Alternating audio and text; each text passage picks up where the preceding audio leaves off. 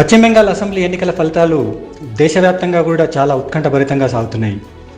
నువ్వా నేనా అన్నట్టు రీతిగా ఇప్పుడు కౌంటింగ్ నడుస్తుంది. ఒక రకంగా చెప్పాలంటే ఇప్పుడు ఇది 2020 క్రికెట్ మ్యాచ్ లాగా నడుస్తుంది. రౌండ్కు కూడా లెక్కలు మారుతున్నాయి. బీజేపీ టీఎంసీల మధ్య హోరాహోరీగా పోరు నడుస్తుందని చెప్పొచ్చు. మినిట్టు ఎప్పుడు ఏ నెంబరు వస్తుందో, ఏ పార్టీకి ఏ సీట్లో ఎక్కడ లీడింగ్ అవుతుందో అనేది కూడా చెప్పలేనటువంటి పరిస్థితి ఉంది.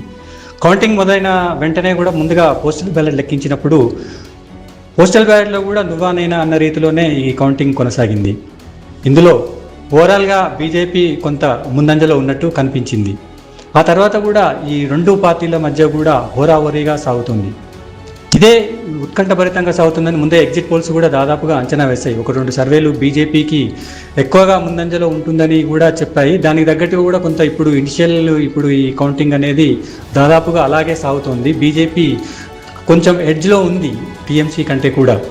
మొత్తం మీద చూస్తుంటే అంటే చివరి వరకు కూడా ఎవరు ముందంజలో ఉంటారు, ఎవరు అధికారంలోకి వస్తారనేది ఇప్పుడైతే చెప్పలేనటువంటి పరిస్థితి ఉంది. ట్రెండ్స్ చూస్తుంటే మాత్రము బీజేపీ కొంత ఆధిక్యం ఉన్నట్టుగా కనిపిస్తోంది. అయితే రౌండ్కు కూడా చాలా లెక్కలు మారుతున్నాయి. కొన్ని చోట్ల అంటే చాలా కీలకమైనటువంటి పోరు జరిగిన భవానీపూర్లో ఇలాంటి చోట్ల మమతా బెనర్జీ అయితే ఆధిక్యంలో ఉంది. అక్కడ బీజేపీ సీఎం క్యాండిడేట్ సువేందు అధికారి కొంత వెనుకబడి ఉన్నాడు. అయితే నందిగ్రామ్లో మాత్రం సువేందు అధికారి ముందంజలో ఉన్నాడు. ఇప్పుడు ఒక రకంగా చూస్తే ఇప్పుడు మమతా బెనర్జీ సువేందు అధికారుల మధ్యనే పోరు నడుస్తుందని కూడా చెప్పొచ్చు. ఇక్కడ ఒకవేళ బీజేపీ గెలిస్తే అధికారంలోకి వస్తే సువేందు అధికారి సీఎం అవుతారన్నటువంటి అంచనాలు కూడా ఉన్నాయి. అయితే పరిస్థితి మాత్రం చాలా ఉత్కంఠభరితంగా సాగుతోంది కౌంటింగ్. మొత్తం మీద బెంగాల్ అనేది బీజేపీ చాలా సీరియస్గా తీసుకుంది. ఎలాగైనా అధికారంలోకి రావాలి అనేటువంటి కసితోటి పనిచేసింది. దానికి తగ్గట్టుగానే అంచనాలు కూడా పెట్టుకుంది. బీజేపీ తను పెట్టుకున్న అంచనాలను చూస్తే దాదాపు అంటే 200 సీట్లు గెలుస్తామనేటువంటి అంచనాలు ఉన్నాయి. ఒక తొలి దశలో పోలింగ్ జరిగిన దాంట్లోనే అమిత్ షా అక్కడ 110 సీట్లు గెలుస్తామని కరాఖండిగా చెప్పేశారు. ఆ తర్వాత అస్సాం సీఎం హిమంత బిశ్వ శర్మ అయితే రెండో దశ ఇదంతా కలుపుకుంటే 200 సీట్ల పైన కూడా వస్తుందని కూడా అంచనా వేశారు.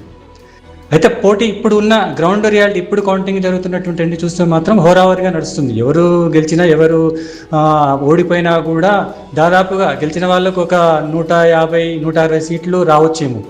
ఓవరాల్ మొత్తం 294 సీట్లు విషయంలోకి వస్తే మెజారిటీ ఎంతంటే 148 సీట్లు వస్తే వాళ్ళు అధికారంలోకి వస్తారు, ప్రభుత్వం ఏర్పాటు చేస్తారు. అంటే ఇప్పుడున్న ట్రెండ్ ప్రకారం చూస్తే అటు టీఎంసీ గెలిచినా ఇటు బీజేపీ గెలిచినా ఎవరికి వచ్చినా కూడా 150-160 సీట్ల కంటే కూడా ఎక్కువ వస్తాయని మాత్రం ఎవరు చెప్పే పరిస్థితి అయితే ఇప్పుడు లేదు. ఓవరాల్గా ఎగ్జిట్ పోల్స్ కూడా పూర్తి స్థాయిలో అంచనా వేయలేకపోయాయి. కొన్ని సంస్థలు అసలు దీన్ని ఎగ్జిట్ పోల్స్ నుంచే విరమించుకున్నాయి. ఎందుకంటే ఓటర్లు కూడా ఓటేసిన తర్వాత కూడా కొందరు పూర్తి స్థాయిలో తమ స్పందన అనేటివి చెప్పలేదు. కొన్ని సంస్థలు మాత్రం 1-2 సంస్థలు పూర్తిగా బీజేపీకి ఆధిక్యం ఇచ్చాయి. ఇందులో టుడే చాణక్య మాత్రం బీజేపీకి 192 సీట్లు వస్తాయని ఏకపక్షంగా అంచనా వేసింది.